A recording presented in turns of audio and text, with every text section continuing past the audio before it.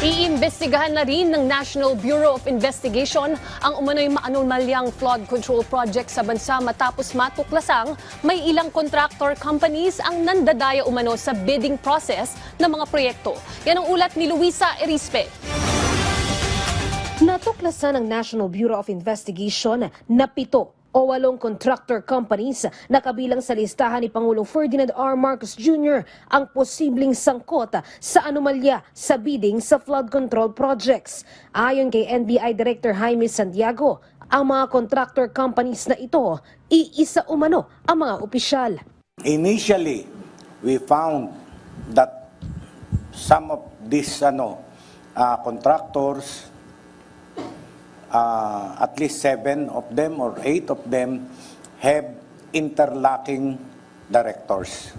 Hindi idinitalye ng NBI kung sino-sino ang mga nasa likod ng contractors na ito. Pero ang siste, sure win sa bidding dahil kahit iba't ibang kumpanya ang sumali, iisa lang pala ang may-ari ng lahat ng ito. ABCDE contractors have the same sets of officers. So, talagang nakakakita kami ng rigging ng bidding process. No? Yung ABCDEFG na yan, nakipag-bid sila, kahit na sino manalo doon, kanila pa rin. Sila pa rin. Sa ngayon, kumikilos na ang mga NBI officers sa buong bansa. Bawat rehiyon, inutusan ni Santiago na mag-imbestiga sa mga flood control projects. Pero ang natunton nila na talagang may matibay na ebidensya na may anomalya ay ang mga probinsya ng Mindoro at Bulacan. Positive tayo, Mindoro, yung kay sakop ni Governor Dolor.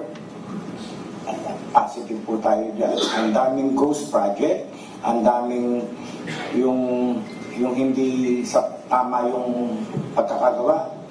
Bulacan, nakita na po namin. Talagang positive yung investigation natin, merong nangyaring kababalaghan. Wala pang pahayag ang mga nabanggit na probinsya o LGU sa mga isiniwalat ng NBI. Pero isusumiti ng NBI ang nabuo nilang report sa DOJ para makapagsampa ng kaso.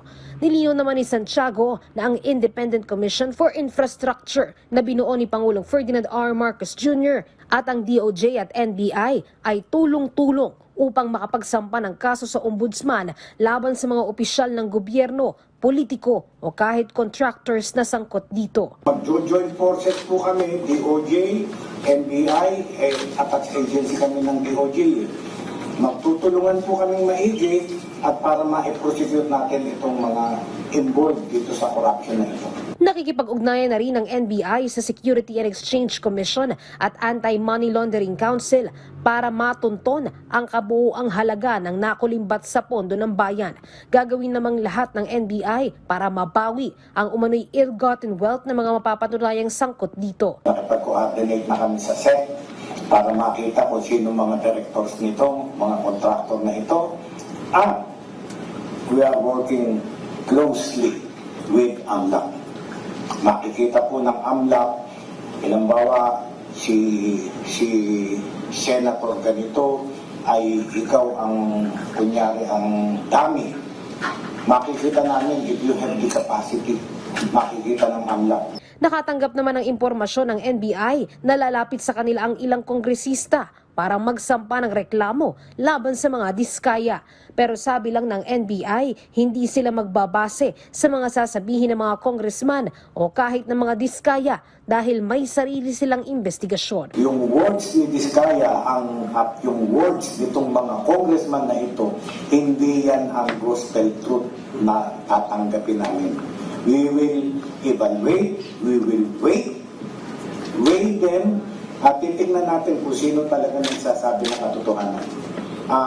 Maraming paraan para malaman namin kung yung katotohanan ba ang sinasabi ng mga congressman, katotohanan ba yung sinasabi ng mga diskaya. Wala naman anyang sisinuhin ng NBI, lahat ng sangkot ay hindi absuelto sa investigasyon. Luisa Erispe para sa Pambansang TV sa Bagong Pilipinas.